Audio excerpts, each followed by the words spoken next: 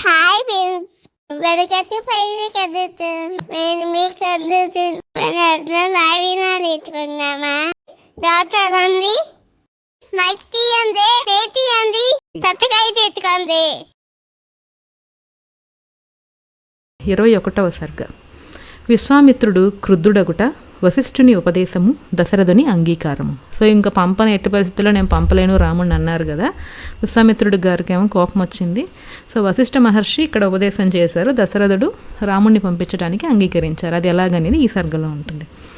దశరథుడు ఎటూ దిక్కుతోచని వాడై పుత్రవాత్సల్యముతో తడబడుచు పలికిన మాటలను విశ్వామిత్రుడు విని కుపితుడై రాజుతో ఇట్లు నుడినవెను. ఓ రాజా, నా అభ్యర్థనను నెరవేర్చునని మాట ఇచ్చితివి. ఇప్పుడు ఆ మాట తప్పుటకు సిద్ధపడుచున్నావు.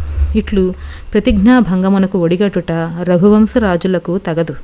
ఇట్లు చేయుట మీ వంశమునికే కలంకము. ఓ దశరథ, ఇట్లు మాట తప్పుట నీకు యుక్తముగా అనిపించినచో నేను వచ్చిన దారినే వెళ్ళెదను. కుకుస్థ వంశమున పుట్టిన నీవు మాట తప్పితివి. సరే, నీవు నీ వారితో కూడి సుఖంగా ఉండుము. ముందే మాట అడిగి తీసుకున్నారు కదా దశరథ మహారాజును. ఆడిన మాట తప్పకము అన్నారు విశ్వామిత్ర మహర్షి. ఆయన సరే అన్నారు. సో ఇప్పుడు నువ్వు రాముడిని పంపించమంటే పంపించనంటున్నావు, మరి ఆడిన మాట తప్పినట్టే కదా. సరేలే, అలాగే ఉండండి, మీరు మాట తప్పిన వల్ల నేను వెళ్తాను అన్నట్టు ఆయన కోపం వచ్చేలా అన్నారు. సృష్టికి ప్రతిసృష్టి చేయగల ప్రజ్ఞాశాలి అయిన విశ్వామిత్రుడు కోపోద్రిక్తుడు కాగా ఈ భూమండలమంతా కూడా కంపించను. దేవతలు భయగ్రస్తులయ్యిరి. నిష్ఠాగరిష్ఠుడును ధీరుడును మహానుభావుడును అయిన వశిష్ఠ మహర్షి జగత్తంతయు భయంతో చలించుటను గమనించి దశరథునితో ఇలా అన్నారు. ఇక్కడ వశిష్ఠ మహర్షి అవంతా గమనించి ఆయన్ని దశరథ మహారాజుకు సర్దు చెప్తున్నారు, పంపిద్దాము రాముణ్ణి అన్నట్టు. ఓ రాజా, నీవు వాసికెక్కిన ఇక్ష్వాకు వంశమున జన్మించితివి. ధర్మమూర్తివి, ధైర్యశాలివి, సత్యవ్రతమును పాలించువాడవు, సర్వ శుభ లక్షణములు కలవాడు. కావున నీవు ధర్మహానికి తలపడవలదు కదా. ఓ రఘువంశజ, ముల్లోకములలోనూ నీవు ధర్మాత్ముడుగా వాసిగాంచిన వాడవు. స్వధర్మమును అంటే ఆడిన మాటను తప్పకుండా ఆచరింపు, అధర్మమునకు పాల్పడవలదు. వశిష్ఠ మహర్షి చెప్పారు, నువ్వు మాట ఇచ్చావు, ఇంకా తప్పదు, మాట నిలబెట్టుకోవాల్సిందే అన్నట్టు. ఓ రఘువంశోద్భవ, మీ కోరికను నెరవేర్తును అని ప్రతిజ్ఞ చేసి ఆ మాటను నిలబెట్టుకొనని వారికి అశ్వమేధ యాగ ఫలము, బావులు చెరువులు తవ్వించుట మొదలగు ధర్మకార్యములను ఆచరించిన ఫలము నశించును. కావున విశ్వామిత్ర మహర్షి వెంట శ్రీరాముని పంపుము. రాముడు అస్త్రవిద్యలలో ఆరితేరిన వాడైనను కాకున్నను విశ్వామిత్రుని రక్షణలో ఉన్నంత వరకు అగ్ని రక్షణలోనున్న అమృతము వలె ఆయనను రాక్షసులేమియూ చేయజాలరు. కాబట్టి వశిష్ఠ మహర్షి ఇలా చెప్తున్నారు, అసలు రాముణ్ణి రాక్షసులు ఏమీ చేయలేరు. ఎందుకంటే ఆయన శస్త్రవిద్యల్లో ఆరితేరినవాడు అయినా కాకున్నా కూడా విశ్వామిత్రుని సంరక్షణలో ఉన్నంత వరకు కూడా అగ్ని రక్షణలో ఉన్న అమృతము వల్లే ఉంటారే కానీ రాక్షసులు రాముణ్ణి ఏం చేయలేరు.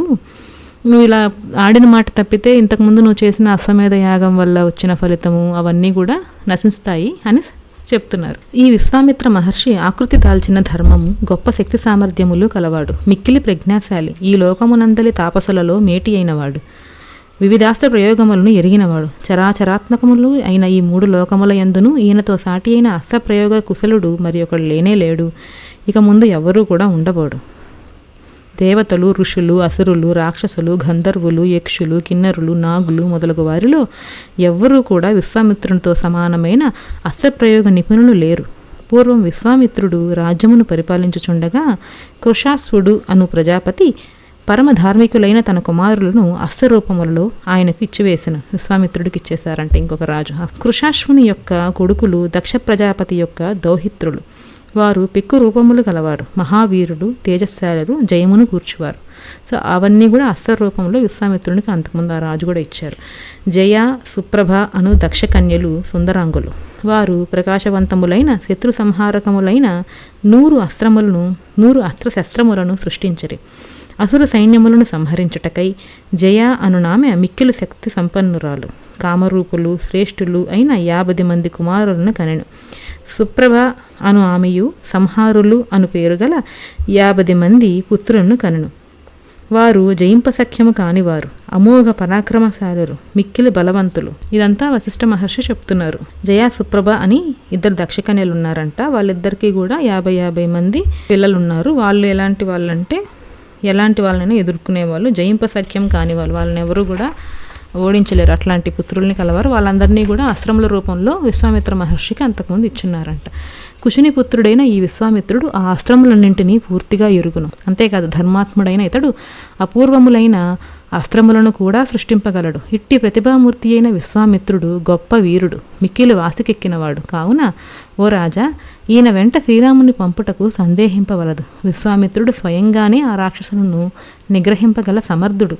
నీ కుమారునకు మేలు చేకూర్చుటకై నీ కడకు వచ్చి నిన్ను ఇట్లు అభ్యర్థించుచున్నాడు.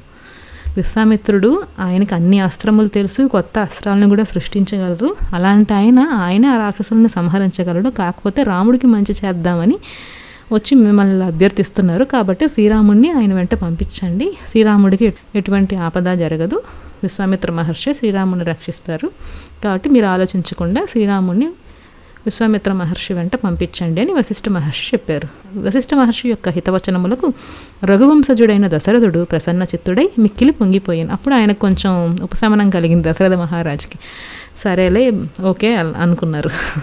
సూక్ష్మబుద్ధి అయిన ఆ రాజు విశ్వామిత్రుని వెంట శ్రీరాముని పంపుటకు మనస్ఫూర్తిగా అంగీకరించారు. సో ఇప్పుడు దశరథ మహారాజు శ్రీరాముణ్ణి విశ్వామిత్ర మహర్షితో పంపించడానికి అంగీకరించారు. ఇంతటితో 21వ సర్గ అయిపోయింది.